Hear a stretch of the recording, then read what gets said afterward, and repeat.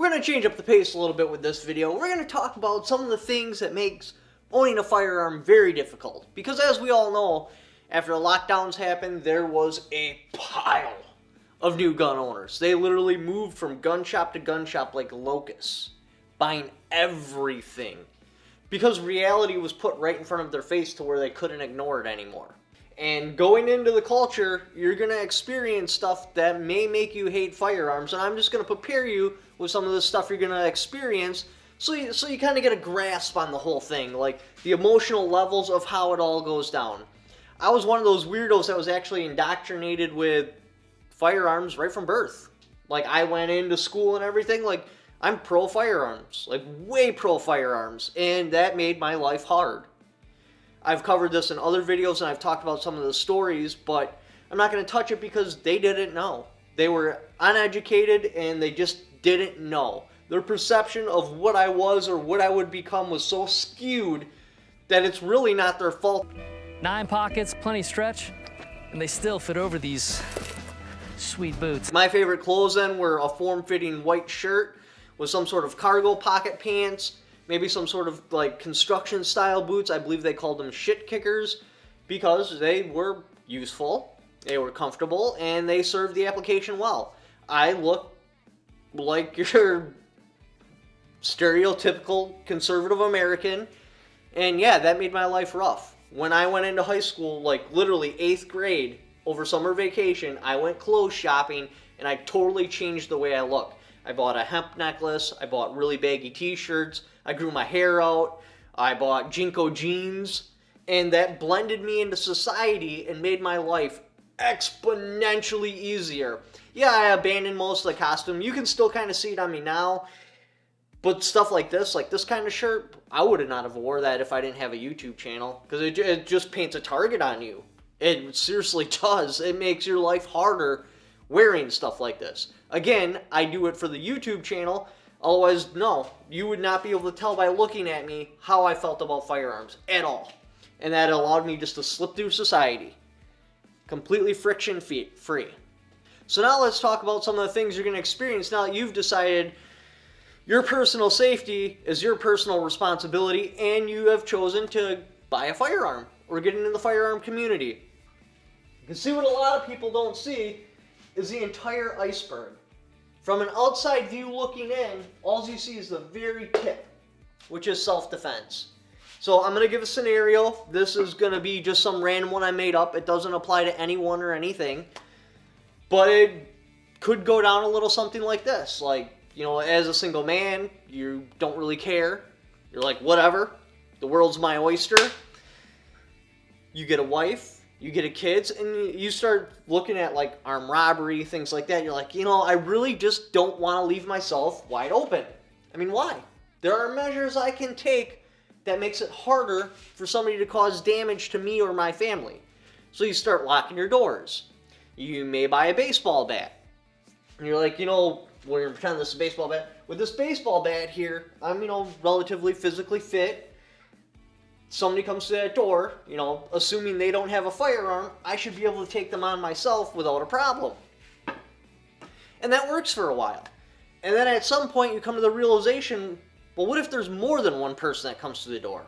And you look up the stats and you're like, wow, not only is that a possibility, it's the rule. Usually with home invasions, you have multiple people coming in. And you're like, well, does this bat really work? I mean, against one person, yeah. You know, this is effective. But what about 2 people? Or 3 people? And you start doubting how well you could actually defend yourself with this particular bat. And you're like, you know, it's not that big of a problem. I'll put some floodlights in, you know, maybe that'll scare them away. Maybe a home invasion will get frightened because I have a security system with an alarm, so then the cops will show up, and you're like, okay. So all I have to do is, you know, I'll be like, get away, infiltrator! And keep them in the back corner until the cops show up. Or at least, you know, keep them from hurting me and my family. And for a little while, you know, that makes sense. And then you're like, well, I mean, if the cops come, usually it's like 60 seconds after my alarm goes off that ADT calls me to see if there's an emergency or not. So that's 1 minute. And then saying that they dispatched the officers, that's another 5 minutes on top of that at best. That's 6 minutes I would have to defend me and my family with this bad. But that doesn't really convince you. What does convince you is you're like, okay, so saying I'm there, saying I'm awake, saying that I have my bat, that's all fine and dandy. But what about my 90-pound teenage daughter? Could she defend herself with this bat against possibly multiple intruders? And usually at about that time, you're like, okay, I went shooting clays with my grandpa. Wasn't really my thing. The guns were loud. They had recoil. Not really my thing. I haven't really been pro-gun. But I think for the sake of my family's safety, it may not be a bad idea to take that leap, get my daughter some training, show her how to use it. I could use it, and then depending on the size of my magazine, I could effectively defend my family, or she could defend herself against multiple intruders. That's more than one. Could be 5, could be 2, could be 3, who knows? Possibly just one, but not very likely, because usually it's a group of people talking each other into that it's a good idea to do the intrusion in the first place, so at least you're going to get 2. So you make that leap. And from the outside, you're feeling pretty good. You're happy. You see the top of the pyramid, which is self-defense. That's all great. And then you go into the gun store, and instantly, your happiness plummets right down to sad. And this is where most people will abandon it. Because you're like, all right, I go to buy this gun. I have a completely clean record. This shouldn't be a problem. But it is. You either get delayed or you're just straight up denied. And you're like, what? How am I? I've never even talked to a cop other than like, hey, I'm lost. Can you help me find this place? How am I getting delayed and or denied? How is that even possible? Like, I've always been pro-gun law because they're going to keep the criminals from getting these tools that could hurt me and my family. How am I added into this box of people that are restrictions? I should be able to walk right into the gun shop with my 100% clean record and walk right out with a firearm. I've never done anything wrong. I've never considered doing anything wrong. I've never been like driving down the road and see like 30 people on the sidewalk and been like, well, maybe if I just turn my wheel and that thought's never even crossed my mind. I'm a completely 100% legitimate citizen. I don't have a sketchy green card. I've never broke the law. I've never been in trouble with the law. How am I having a problem that is just supposed to be for criminals? So that immediately opens your eyes. You're like, wow, I can't believe all my life I've been pro-restricting myself. Yeah, I've always considered those people to be the ones that were getting restrictions, but if I ever need a firearm, it wouldn't be a problem. Then you find out, no, that's not the case because you're grouped into that group of people. So you do it. You buy the firearm. You go through all the paperwork, you call the FBI NICS system, and you're like, hey, I think you've got the wrong person. This is my social security number. Here's a set of my fingerprints. Here's a photo of me, a urine sample. Okay, yeah, we did have the wrong person. You can actually buy a firearm. So you buy one, and then it only gets worse from there. The cost is pretty substantial. You got ammunition, time using the firearm, the training. It's very costly. Then you got the skills. Then you find out about the laws, and you're like, oh man, how is a reasonable person supposed to be able to follow these laws that aren't even understandable? They make no sense whatsoever. How is a pistol grip making a firearm illegal? And then in other states, it's completely legal. How am I supposed to follow these laws? The book of laws on firearms is like this thick. How am I supposed to know them and follow them and make sure I don't get myself into trouble? So you get over that bridge, and again, your happiness is just falling the whole time. Then there's the politics. When I was, on the fence, or I didn't really care one way or the other, people just left me alone. I've now decided that self-defense is something I want to take into my own responsibility, and I'm getting attacked. Why? Why am I getting attacked just because I've decided that I want to own a firearm? That doesn't make any sense. And that's about as deep as the iceberg goes. Because then you'll start to climb up to happiness. But again, the eye-opening part, it's pretty insane. So alright, so then you're like, well, was I even justified with restricting people? Yes, it was a pain in the ass for me to get a firearm, but it's also a pain in the ass for everyone to get a firearm. Is that justifiable? So then you start looking up gun crimes, and you're like, wow, that's a pretty big number of gun crimes. I guess that's justifiable. But then after a certain period of time, you're like, well, gun crimes really don't say anything. Are we talking like murders? Or are we talking about one of these infractions in this book that's like this thick? And you look and you're like, holy crap, of the total pile of gun crimes, a large percentage of these don't even include it in a victim. It's just somebody violating some sort of statute that they may or may not have even known about. That's a large percentage of the people convicted of a gun crime.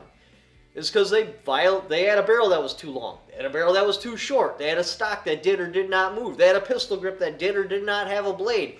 They had too many cartridges in their magazine. Many, many, many little things that should be a minor infraction, a slap on the wrist, possibly even a fine, has 10 years in prison attached to it. So you're like, okay, out of the crimes that are left, which is this small number, how many of them actually include a victim? So then you look and you're like, that number's still pretty big. Maybe the gun laws on the books are justifiable. And after a period of time, you're like, well, out of that, how many are legitimate murders? Because I don't care about suicides or anything like that. I mean, yes, that's a big deal. But I'm looking for actual violence committed using a firearm. And then, the number just keeps getting smaller. And now you're left with this little chunk of legitimate gun crimes. And you're like, we have 500 million Americans, and this is the amount of gun crimes that are committed? Maybe it's still justifiable. Because if we could get rid of those, why not? I mean, what would be the problem with that? Why should we not get rid of those? No gun crime should happen, so maybe the gun laws are justifiable. And that all falls apart when you find a little study by the CDC that talks about how many times a firearm is used to stop a crime in some sort of self-defense situation.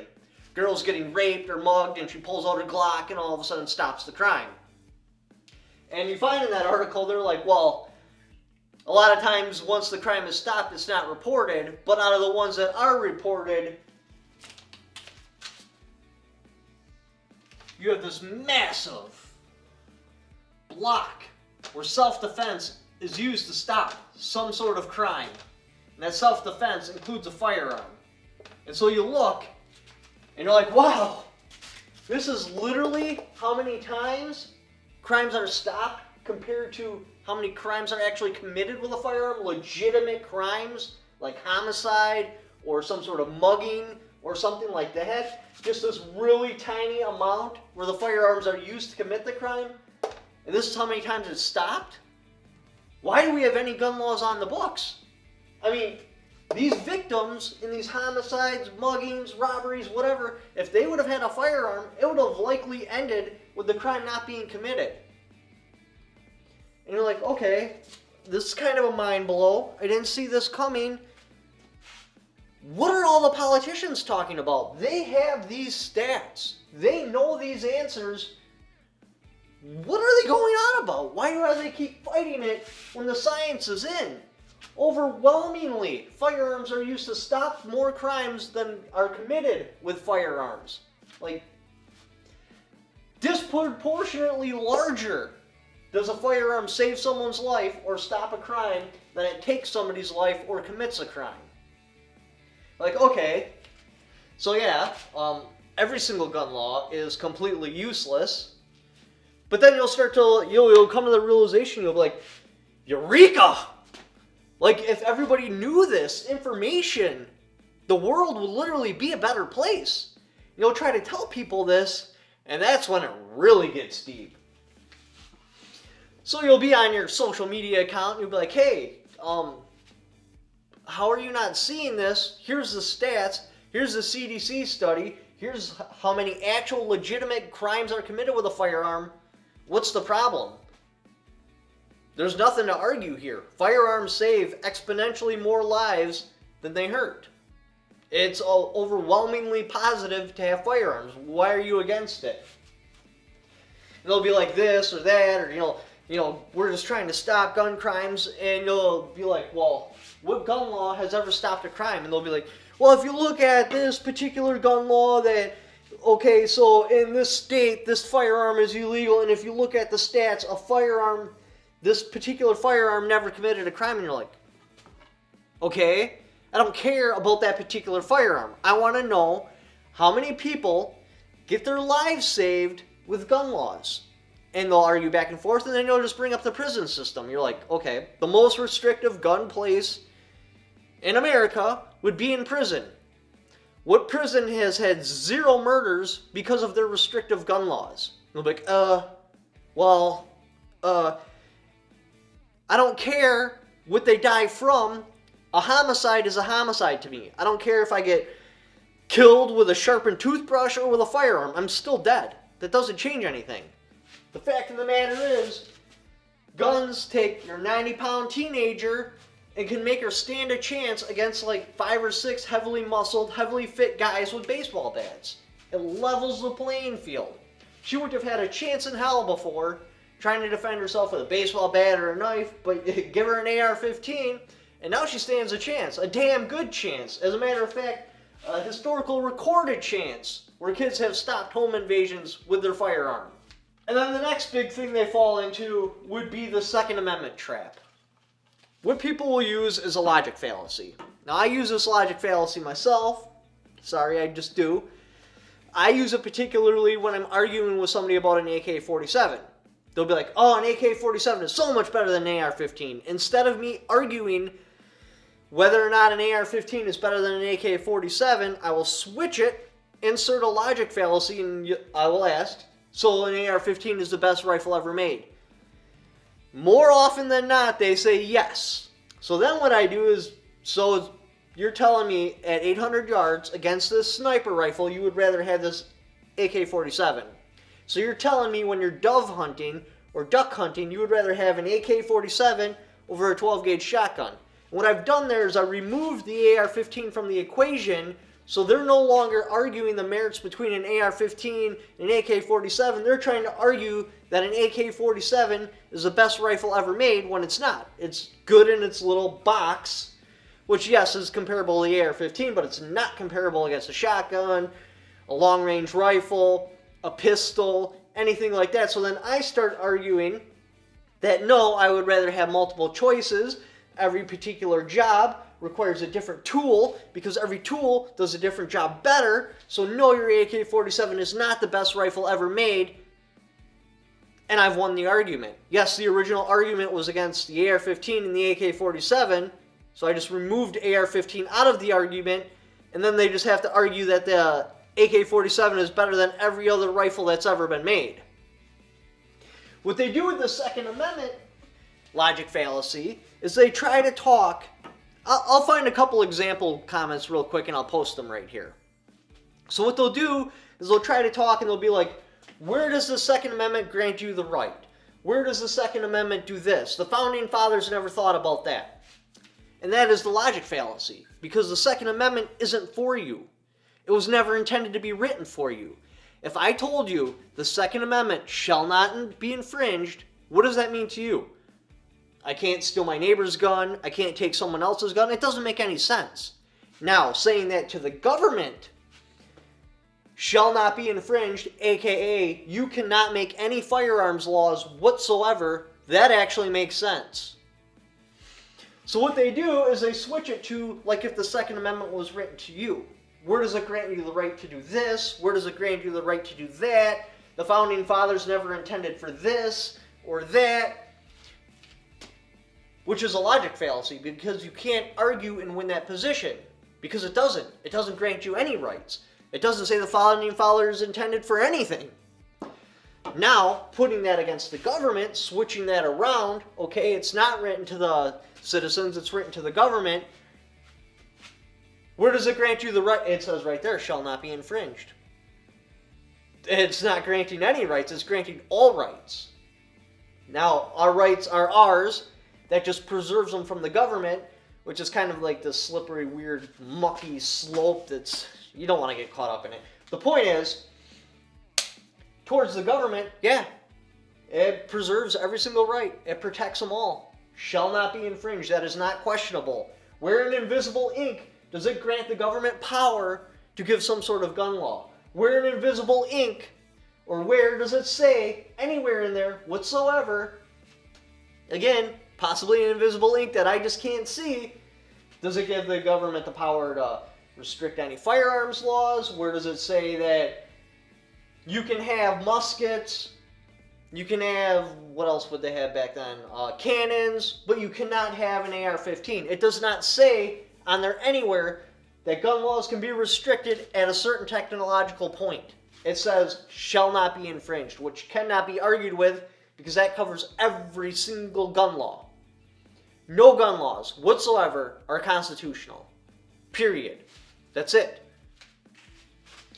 Remember, don't get caught up in that logic fallacy. That is not written to you. That is a restriction on the government. Looking at it as a restriction on the government, it makes sense, and no gun laws are constitutional.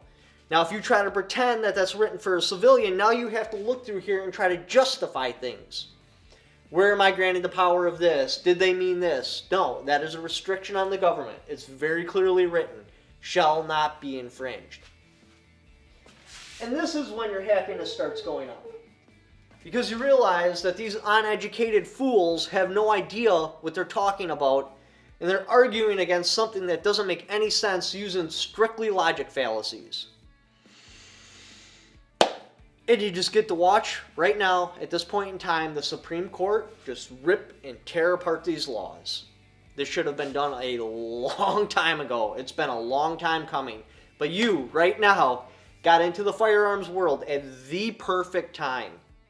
Never, ever have I seen so much hope that all gun laws will be dismantled.